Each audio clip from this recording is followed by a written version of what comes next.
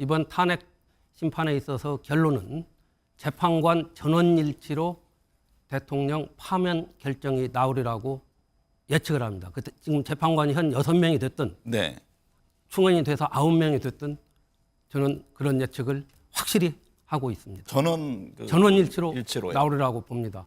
저는 그렇습니다. 이번 탄핵 사유는 박근혜 전 대통령의 탄핵 사유에 비교하면은 네. 그 탄핵 사유의 중대성, 명백성에 있어서 엄청난 그 중압감이 더 크다고 봅니다. 네. 한마디로 말하면 박근혜 대통령의 탄핵 사유는 이번 윤 대통령의 탄핵 사유에 비하면 3발의 핍니다. 네. 내란죄는 아까 말씀드린 대로 헌법이 정한 절차에 의하지 아니하고 네.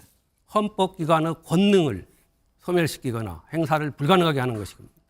그리고 헌법이 정한 절차에 의하지 아니하고 국민의 기본권을 제한하는 것인데 아까도 말씀드린 대로 비상계엄의 선포행위는 사면권이나 외교권 행사와는 달리 헌법에 그 규정이 자세히 나와 있습니다. 네. 따라서 그 규정을 지키지 않으면 그 자체가 위헌무효가 되고 그리고 아까도 말씀드린 국헌문란의 목적이 있었기 때문에 내란죄에 분명히 저는 해당이 된다고 봅니다. 헌법 자체를 어겼기 때문에. 비상계엄 선포열 하루 11일 만에 윤석열 대통령에 대한 탄핵 소추안이 국회를 통과했습니다. 네.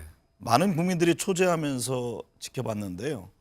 이번 탄핵 소추안 표결 과정 어떻게 보셨습니까?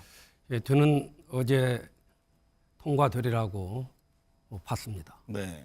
거기 이제 이 국민의힘 의원 중에서 12표가 이탈했다고 이렇게 표현을 합니다만 네.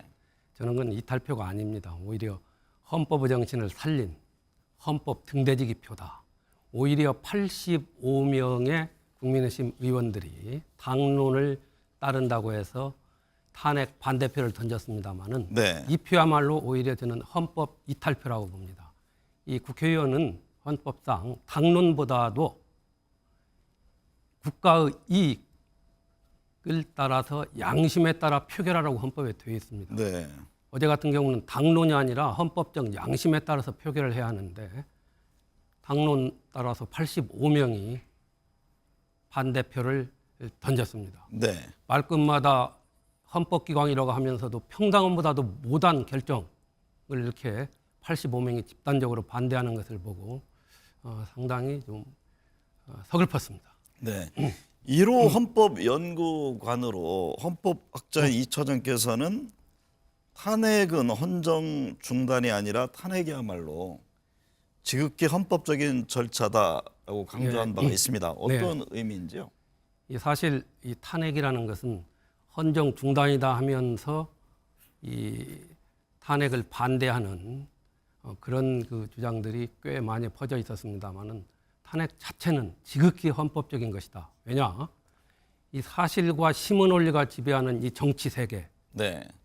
자칫하면은 사회 통제 불능 상태에 있고 국민들은 저항권을 행사하는 이 과정을 헌법의 테두리로 끌어들여서 네. 헌법적 절차에 의해서 헌법의 헌정 질서가 굴러가게끔 하는 것이 바로 탄핵제도이기 때문입니다. 네. 그렇기 때문에 탄핵은 이 헌정 중단이 아니라 헌법적인 질서다. 네. 이렇게 보고 어제 탄핵이 됨으로써 바로 총리가 권한 대행을 하고 그대로 잘 헌정 질서가 굴러가고 있습니다. 저는 네. 그렇게 믿기 때문에 이 탄핵이야말로 가장 이 단계에서 대통령이 사임하지 않는 한 해결해 가야 할 정도라고 저는 보고 있습니다. 네. 이번 탄핵 정국을 박근혜 전 대통령 때와 비교해 보면 어떤 차이가 있습니까? 저는 그렇습니다. 이번 탄핵 사유는 박근혜 전 대통령의 탄핵 사유에 비교하면은 네. 그 탄핵 사유의 중대성, 명백성에 있어서 엄청난 그 중압감이 더 크다고 봅니다. 네. 한마디로 말하면 박근혜 대통령의 탄핵 사유는 이번 윤 대통령의 탄핵 사유에 비하면 3발의 핍니다. 네. 그렇게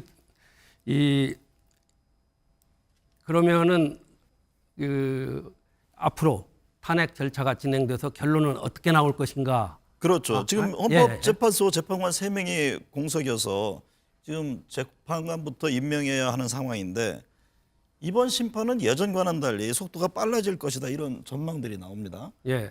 그 미리 좀 말씀을 여쭈면은 이번 예. 헌법재판소 탄핵 심판 결과 어떻게 예상하십니까? 예, 저도 결론부터 말씀드리겠습니다. 네. 저는 이번 탄핵 심판에 있어서 결론은 재판관 전원일치로 대통령 파면 결정이 나오리라고 예측을 합니다. 지금 재판관이 현 6명이 됐든 네. 충원이 돼서 9명이 됐든 저는 그런 예측을 확실히 하고 있습니다. 전원일치로 일치로요? 나오리라고 봅니다. 네. 과거 제가 박근혜 대통령 탄핵 심판이 개시될 때 바로 탄핵되는 날 어느 매체와 인터뷰에서도 전원일치로 인용 파면 결정이 나오리라고 그런 얘기를 한 적이 있습니다만 네. 이번 사안은 그때에 비하면 탄핵 사유에 있어서 훨씬 더 명확하고 중대하고 그리고 바로 다 지금 나타나 있기 때문에 네. 그 기간도 박근혜 대통령 탄핵 3개월보다도 짧으리라고 네. 저는 보고 있습니다. 빠르면 어느 정도 시간이 글쎄요, 저는 빠르면은 한 2개월 안에 네. 그 탄핵 결정이 나오라고 합니다. 그리고 제가 여기서 분명히 말씀드리고 싶은 것은 이 대통령에 대한 탄핵 심판은 형사소송과는 별개라는 겁니다. 네. 이 대통령에 대한 탄핵은 이 대통령이 직무수행 과정에서 헌법과 법률을 위배한, 다시 말씀드리면 국민의 신임을 배반한 행위에 대한 정치적인 책임을 묻는 겁니다. 네. 그래서 헌법에도 이 직무로부터 배제, 파면 결정에 그치고 민형사 책임과는 무관하다고 헌법에 명문으로 되어 있습니다. 네. 대통령이 내란죄가 되느냐 안 되느냐 이것은 이 탄핵 지금 심판 절차하고는 아무 관련이 없습니다. 네. 예. 윤 대통령은 그런데 12.3 비상계엄이 정당한 통치 행위라면서 잘못이 없다고 강변했습니다. 예. 정당행위라 수사 자체가 위법이라는 주장도 했는데요. 헌법학자로서 이 부분에 대해서는 어떻게 보세요? 저는 그 터무니없는 주장이라고 봅니다. 왜냐, 이 대통령을 비롯한 모든 국가기관의 존립 근거는 헌법입니다. 네. 그리고 국민은 바로 그런 헌법을 만드는 힘의 원천입니다. 때문에 대통령을 비롯해서 대통령의 모든 행위는 헌법의 틀 안에서 이루어져야 하는 것은 이건 너무나 당연한 얘기입니다. 이번 네. 대통령의 비상계엄 선포 행위는 두 가지 점에서만 제가 여기서 지적을 하겠습니다. 네. 첫째, 절차에 있어서 헌법이 정한 절차를 완전히 지키지 않았다.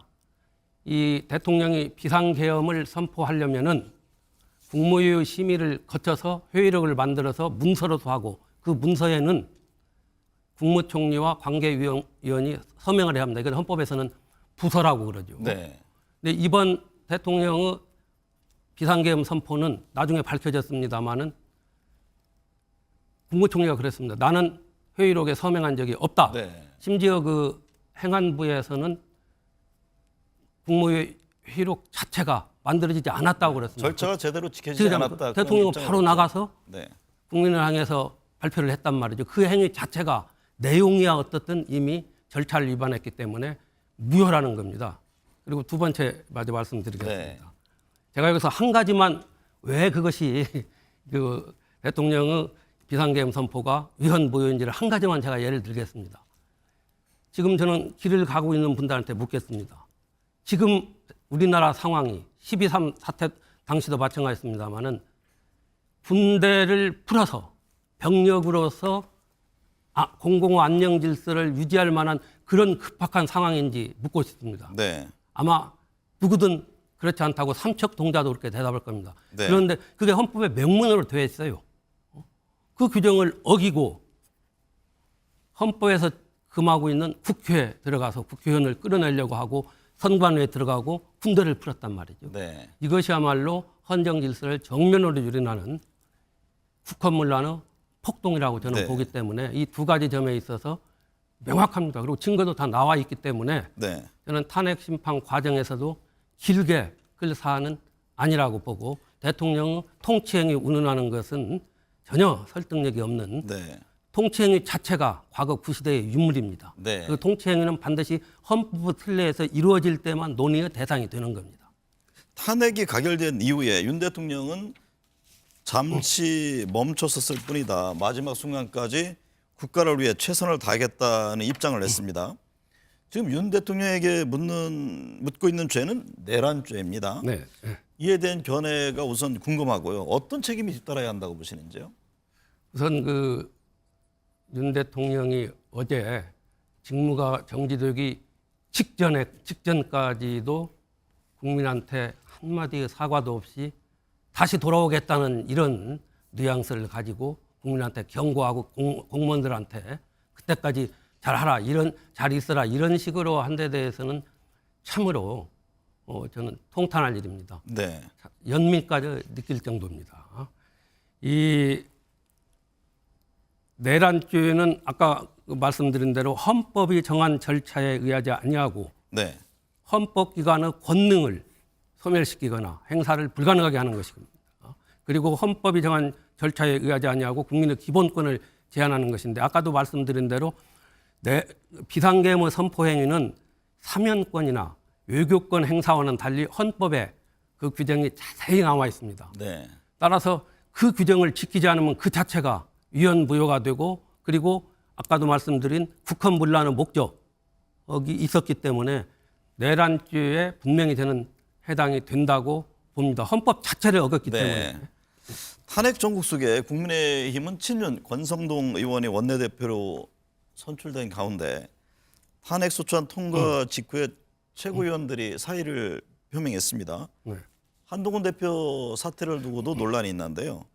지금 이제 권한 대행의 성립 여부, 비대위원장을 과연 누가 임명해야 되느냐 여러 이제 논란이 있는데 국민의힘 현 상황을 어떻게 보고 계세요?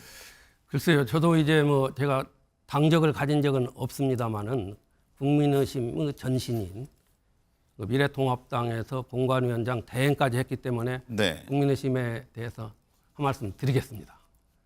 어제 어제 85명의 헌법 이탈표가 나온 데 이어서 바로 기다렸다는 듯이 5명의 최고위원이 사퇴함으로써 한동훈 체제를 붕괴시켰습니다. 네. 저는 이것을 보고 참 첫째 몇 가지를 느끼는데 우선 한동훈 대표하고 지금 원내대표를 맡고 있는 권성동 네. 원내대표한테만 제가 공개적으로 얘기를 하고 싶습니다. 한 대표가 이 비상계엄이 선포될 때 몸으로라도 받겠다 해서 상당히 그 결기를 보였는데 그 이후에 좀 왔다 갔다 했어요. 네. 많은 비판을 받았습니다만 마지막에 결국 탄핵 찬성으로 돌아섬으로써 이번 탄핵 가결안에 역할을 했다는 점에서는 평가를 합니다. 네. 그리고 앞으로 국민의힘은 잘못하면 분당까지도 갈 수가 있습니다. 네. 분당까지 가면은 사실 지금 중진이라고 하는 분들 저는 묻고 싶습니다. 이분들 중에는 과거에 박근혜 대통령 탄핵 때 탄핵 찬성에 들어섬으로써 그로 인해서 많은 기득권을 유지했던 분들도 있어요. 네. 누구라고는 않겠어요. 그런데 어제는 몸을 바쳐서 또 탄핵을 막았단 말이죠.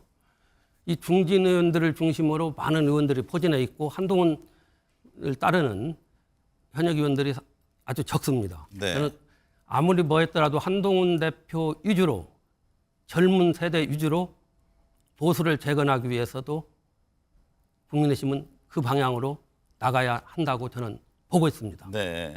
그다음에 권성동 대표의 역할이 지금 크다고 봅니다. 분당을 막느냐, 어떤 방향으로 가느냐에 네. 따라서 가는데 사실 이 권 대표를 비롯해서 소위 원조 친윤이라고 하는 분들, 이분들은 윤 대통령의 오늘의 사태를 초래한 데 책임이 있는 겁니다. 네. 그러니까 자중을 해야 하는데 다시 또 전면에 나왔거든요.